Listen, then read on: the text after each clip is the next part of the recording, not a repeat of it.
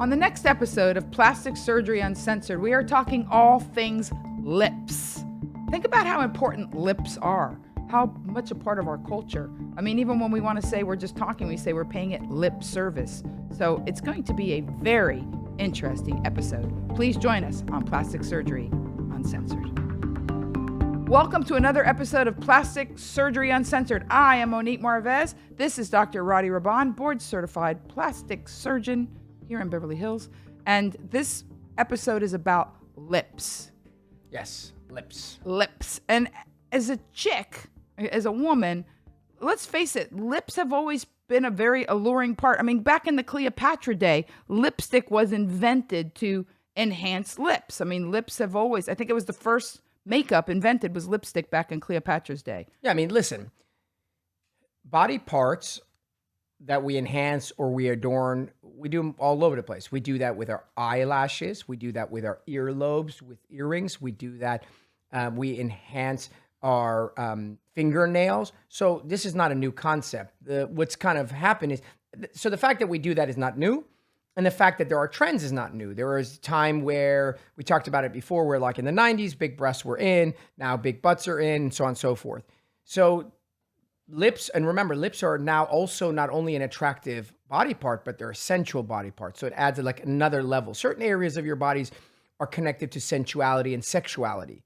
Breasts, lips, and so on and so forth. So it was, is, and will always be a hot topic. We've arguably swung the pendulum a little bit too far, and now we're having this dialogue because I think it's in the media and it's popular, not necessarily for all of its good, but rather for some of its bad, right? People have gone lip crazy. If they say eyes are the windows to the soul, I think lips are the gateway to the nethers. Yes. You know what I mean? Yeah. Like it kind of and isn't that in fact what people? I say women. I said I opened by saying as a chick, jokingly, but men aren't concerned historically with lips, and now even men are getting in on the lip game. You know, it's interesting. Men, all of aesthetics, men are getting into the aesthetic game. I mean, there's men now doing Botox. They never gave a crap. They had wrinkles. There's men now doing perhaps their neck and facelift before, whatever, you're a guy, you're aging. So I think that's not unique to lips. But I will tell you as a guy, this is one area where there's a huge dissociation between men and women's perceptions. Women getting larger lips, whereas men, when women get larger breasts, most men like that. They'll say they don't, but that's the truth, okay? But women getting larger lips, most men don't like that. Really? So I'm telling you, amongst most guys that are having dialogues, when they look at girls with these ginormous lips, lips. The duck lips, so to speak, which are even worse, which are even more enhanced by the duck lip animation. It's like you already have huge lips that you made, but when you do your little Instagram selfie pose, you make your duck lip pose, which makes them even more ridiculous. Guys don't find that attractive. So we're there now, and we now have to figure out how we got there. And like everything else that we talk about on the show is like, what's wrong? How did it get there? How can we move backwards? How can we get back to normal? Well, and what is normal, and is larger lips the new normal? Like I think it's almost like a crime to have thin lips now when there's so many things you can do. So can we go kind of down the list of what you can do if you're unhappy with your lips and you're a normal person and you just want to make your lips better? Well, let me just preface this by this saying that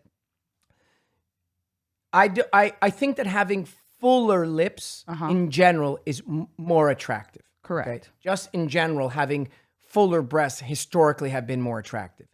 The issue is not having fuller or bigger breasts and or lips. The issue is, at what point is it ridiculous? At what point are your lips now comical? At what point do you look like a cartoon character? At what point are your breasts so big that they walk in before you do? So the thing with lips is, I don't think anybody will argue that somebody who has thin pencil-like lips ages them. And if you have some beautiful lips that are fuller, whether they're yours naturally or through enhancement, that a little bit of volume looks gorgeous. You put on lipstick, you look young and beautiful. The issue, like everything else, is when people get carried away. And like everything else, this is a combination. It's the perfect storm. You have celebrities that have enhanced it. So Kylie Jenner and all these people who have made the lip kit and this, that. She made $1 billion with that thing. Right. So you have the perfect storm. You have endorsement by celebrities. you have products that make it easier, fillers, and you have a shit ton of new practitioners opening up the gateways, and you can get this done in any spa. So listen carefully. Why are there so many people with ridiculous looking lips? Number one, there are celebrities, people that so-called are influencers who are suggesting and recommending it. Two, you have now products that you could literally, Juvederm, Restylane, there's hundreds of products on the market that you could readily, easily go get, and it's available to every person. You don't have to be rich. And three, you don't have to go to any specialist. You don't have to like get in line and wait for your board certified. But you go down the street to a spa, which is like in Koreatown, and you can get it done by God knows whom, and you can be out in 30 minutes. That perfect storm has led to them going from pretty large lips to like craziness. Yeah. And like everything else, if you want to look different or better than the next person, you got to take it up a notch. So because now everyone's on Instagram trying to make money from advertising, all these influencers, they push the envelope. So, okay, so let's start with the basics. We all agree that fuller lips look nice, but there's shape of lip. Correct. There's like, I know that this is a Cupid's bow. Correct. Right? And I'll tell you, because when I like my mouth and I haven't done anything to it. And when I was younger, I used to put lipstick on with lip liner in the 80s and kiss a napkin and put my phone number. And I always liked the wig, because that's a beautiful shaped lip. it was like a thing, But as I got older, I can tell you, and I know they're called vermilion borders because my lips are thinner than they were. My print isn't quite so printy. So you can do that. You can make your vermilion borders. You can fill. So let's talk about basic aesthetics before we get into more odd stuff. I'm a regular girl. I like the idea of having fuller lips. It looks pretty. My lips are relatively thin. Mm-hmm. And I'd like to enhance them. So what do I have options? What are the options? So the most basic, most regular way to do things is to just do lip filler. Okay. So the key to that is number one, finding someone who knows what the hell they're doing. So you can do lip filler one of two ways. You can use needles. Okay. Or you can use a cannula. And we've spoken about this before. A cannula? Cannula is a long, blunt instrument that has no sharp ends. And I do all of my filler with a cannula. So that allows you in the mouth, in the cheeks, in the jaw, in the chin, everywhere. And so what that allows you to do is fill the lips. And so first thing is find a person who knows what they're doing. To figure out what technique they're using. Both are fine. Lips done with needles, lips done with cannulas have their pros and cons. I'm not going to digress. Okay. And then three is finding out what product. So here's number one pitfall, finding out the product. Fillers come in all thicknesses. So we have products that are relatively thin and we have products that are really thick and gooey. The problem is a lip should be soft, sensual, mobile. You don't want to kiss a brick. No. You want to kiss something soft. So the problem is when we put a lot of product in or we put thicker substance in, it changes the feel of lips. So you want to make sure you pick the right product. I personally use Restylane. Okay. I'm not a huge fan of Juvederm, which is the most popular product used because Juvederm, in my opinion, swells up too much and creates some of that poutiness that I feel looks unattractive, but many people like. So picking the product is important. Okay. And then figuring out how much of it do I need. I think that's So the problem is that you go in with thin lips and you want to come out and you want to look like Angelina Jolie. I don't know if it's her lips or not. People say it's hers. It doesn't matter. The point being is you want to go from nothing to something very large, just like a breast augmentation. You can't come into my office as flat as a boy and decide you want a triple D breast. It doesn't work that way. So incremental increase in lip volume is crucial. And there is a max, like in a chest. You see, There's not enough room. You see how I keep making analogies to the chest enhancement? It's the same. So now you have this lip. Maybe your lip is narrow and not that big. Maybe you don't have, who's that lady who has the really wide lips? Melanie Griffith looks like a clown. Well, no, but not that. But the one that was from Pretty Woman, what was her name? Julia Roberts? Julia Roberts' mouth is twice the size of a normal person's mouth. She's got a really long lip, like wide mouth. So she can tolerate more volume, whereas there's people whose mouths are half the size. So the key is fill in the lips to the point that they get full, but they don't look blown out. Lips have actual shape. There's a Yeah, Cupid's yeah. bow that you refer to. Yeah. There's the vermilion border. That's the roll where the white part is. There is the philtral columns. Those are up there. So there's a shape. So like everything else, if I keep filling your lip in and filling it and filling it and filling it, at some point it looks like a sausage. Like a bicycle tire. Like And a it rolls up. Right. It's sausage. So when you do that overfilling, you lose the shape and then you lose the function. So you start getting pouty. Your lip starts to hang out like this. Why? Because it's heavy. The muscles in your lip, because the lip has muscles in it. That's why you can Pucker. kiss and pucker, and that's why you can suck on a straw. You start losing the ability to do that. If you notice, people can't pronunciate when their lips are really full. They can't actually pronunciate. So that's the most basic entry level lip enhancement. Now, can you change the shape? Are there surgeries that people do to actually make not just filler, but like this little thing here, this little column? So This is you can considered put filler. You can put filler into the philtral column. That's the two things that run up and down from your nose to your and lip. make them more pronounced. More pronounced. You can put filler into the Cupid's bow and make it more pronounced. You can do that all with filler. So filler is level 1. Okay. So Now, level there's 2 surgery. is now we're getting into a whole new dynamic. So it doesn't surprise me that the natural evolution of this lip phenomenon is we went from fillers to like people pushing the envelope, and now we're doing things called lip lifts.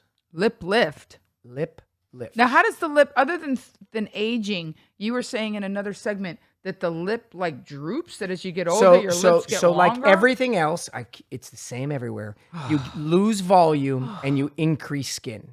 So you get deflated and you gain skin. So the treatment for aging of everything is going to be re-volumizing, adding volume, and shortening or removing. The issue is there's a surgery called a lip lift. And basically what it is the distance between under your nose to your lip is called the lip lift, the lip distance. So here, right underneath your nose, Right. where your nostrils come together, down to your lip is a distance. So as one ages, that distance gets longer and longer, and your lips, rather than being rolled outwards and being like ski sloped, they roll inwards and they look like they're old and kind of like they turn inwards. Like the Grinch. So very commonly in facial rejuvenation of older women who have long lip length, we will do a lip lift, which is a pretty big surgery in my opinion, in that you cut all along the base of the nose from one. There's a lot of nerves there, aren't there? It's not the nerves, it's that you cut from one nostril all the way under the nose and all the way to the other nostril. And so it's a visible scar. Even if it's done incredibly well, it can be visible. And it changes the dynamics of the way your lip functions. So now if it's long and we make it normal, it looks great. And I think it's a very powerful surgical tool to rejuvenation. The issue is today we got young girls, 22, with normal lips, because you're 22. Yeah. And instead of wanting their lip volume larger, and they're like, I don't want to keep putting filler in, they go and get a lip lift, which everts and turns their lip. So the pink part of your lip, the pink part, Right. is called the vermilion. It's how much pink is showing. So when you put in filler, it makes the pink part bigger. So instead of putting in filler, they go and get this lip lift and shorten the distance, and it pulls your lip up, making their more visible pink, giving your lips a more everted look. The problem I have with that is many of these girls have normal lips, and they're getting this scar put under their nose at 24. Their lips look kind of weird. And it And sounds then like you can't reverse that. No, it's gone. The skin is in the garbage. It's done. It's like a facelift. And more importantly, their animation is weird. Like, when I'm talking to you, just look at my lips and look how much movement, look at how much my cheeks move. Yeah, your And whole, yeah. Like, look how much my lips move. A lot. So imagine if there was this like huge wedge of tissue moved here, and I was like this.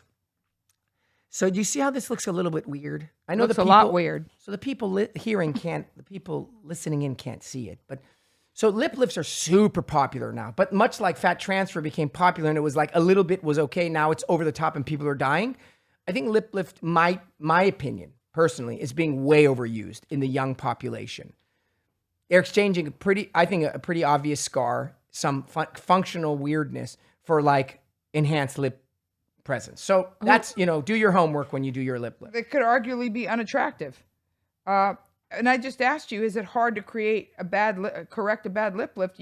And I want to repeat this because it's important. There's no correcting a bad lip lift. No, it's you literally cut out a wedge of tissue or skin from your lip to your nose and cut it out, and then the scar hides. It's a gull wing scar. It goes right in the base of your nose. If you're lucky and it heals really well, you can conceal it with makeup. But if it doesn't, there's a slight dent there, and I personally think it's quite obvious. All right. We're going to take a break because when we come back, I think I would like to, we talk about ethnicity a lot. Big lips are a part of some cultures and ethnicities. I think Michael Jackson was the first famous person I remember that I looked at his face and go, you've done something. And then when I really looked, it's like, your lips are, can people do that? Yeah, lip reduction is actually quite a common procedure, and it's done for a number of reasons. It's done generally for people who have genetically large lips, as well as for people who unfortunately took a wrong turn and injected a bunch of stuff in their lips, and now they're stuck with it. Well, let's take a break and come back and just wrap up with that. When we come back to Plastic Surgery Uncensored, we're just going to wrap it up with lip reduction, because I was surprised to find out that as much as everybody wants them bigger and bigger, there are still a select members of the population that get them smaller. Coming back on Plastic Surgery Uncensored, lip reduction. We're back with Plastic Surgery Uncensored. On this particular one, we're discussing, this episode is all about the lips. Now, I think it's obvious when somebody does, your lips are in the middle of your face. It's even more than a nose job.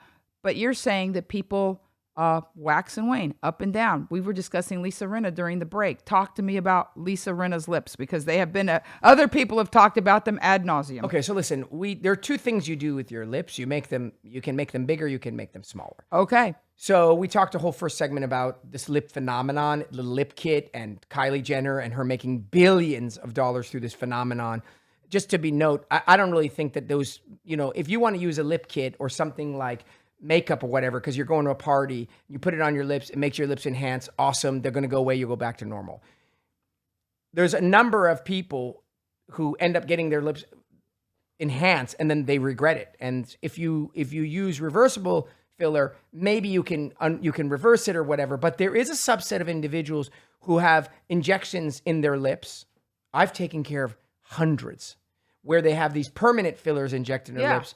So basically, they're stuck with it. They hate not only the size of their lips, but they hate the shape of their lips. They have lumps and irregularities, and like you can see the smoothness of their lip is destroyed.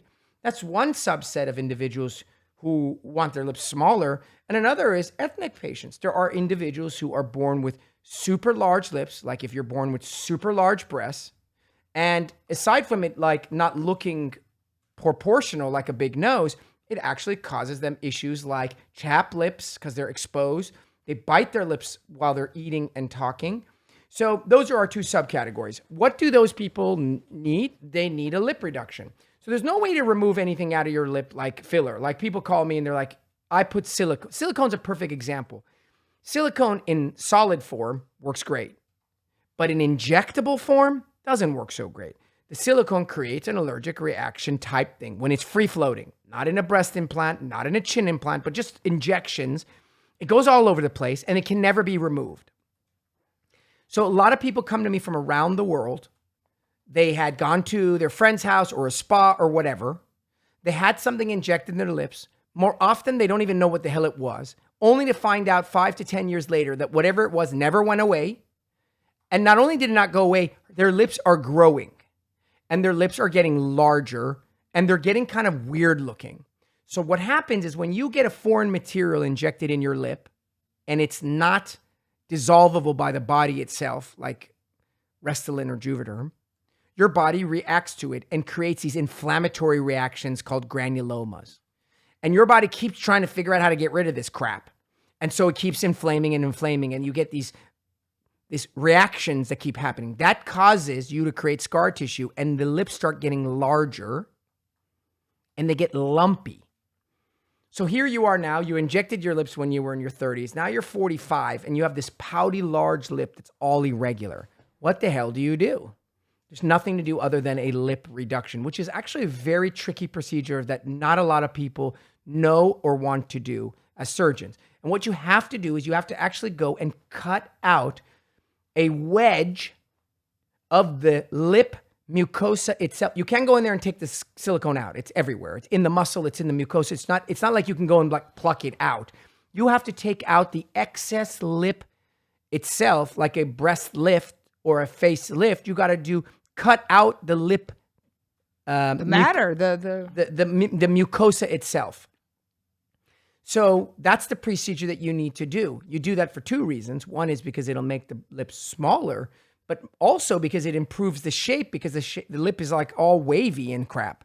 So that's a lip reduction for people who have had injections in there.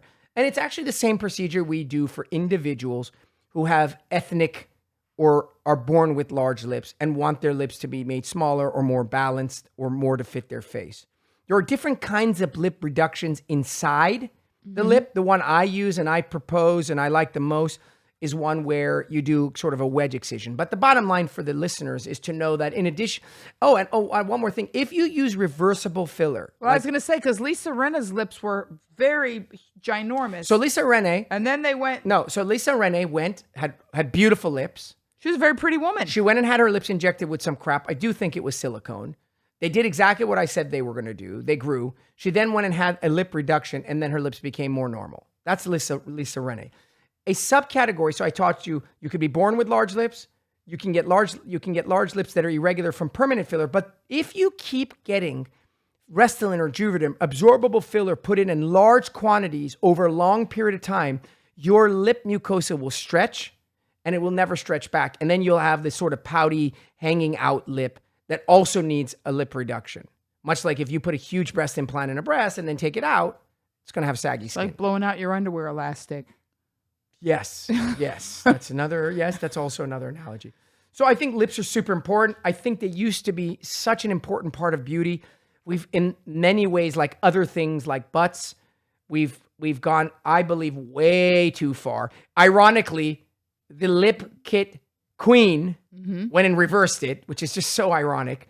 She went and reversed it. And the reality is that, Did people used to put permanent, like I believe, and perhaps I'm wrong, like strips of permanent stuff in the lips in the 80s? Yeah, that's true. There was Gore-Tex. Gore-Tex, because I know people are getting it taken out now. Yeah, because, I mean, yes, there were ways. There's dermis. You could actually take the skin off and put it in there. Fascia, you could take Gore-Tex. In general, that has fallen to the waist side in the world of filler. Like you would never in your right mind go and stick some foreign material as a strip, like a piece of plastic in your lip when you can use filler. So those were popular in the 80s well before we had filler. And you're right, because they're rubbery and hard. A lot of people are having them taken out, but that's not really popular anymore. And last but not least is putting fat in your lips, which is another really dangerous thing. So let me caution you on that. Fat, which is so popular, right? Fat in the butt, fat in the breast, fat in the face, fat in the lips. Fat has its issues. And the issue is that when you take fat and you inject it anywhere, but especially in the lips, fat is a live, living organ. And what happens is there are lots of reported cases where people get fat in their lips, then they gain weight throughout their life, and the fat expands exponentially. So you gain 30 pounds, 40 pounds, your lips don't get bigger. Lips don't have fat in them. Lips are muscle and mucosa. The fat you harvest for lip fat transfer is usually from the belly or some part of the body. That fat is hormonally sensitive. When you gain 40 pounds in your body, your lips will blow up.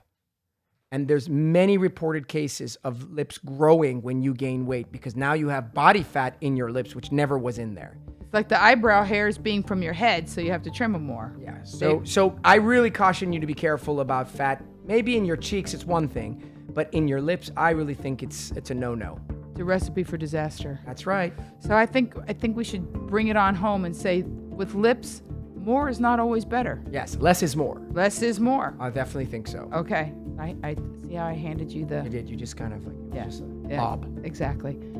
Thank you for joining us on this episode of Plastic Surgery Uncensored. We hope we answered all of your lip questions and did not just pay it lip service. I had to do it again on the backside. Okay. Tell everybody to share this information. Please, please, please download.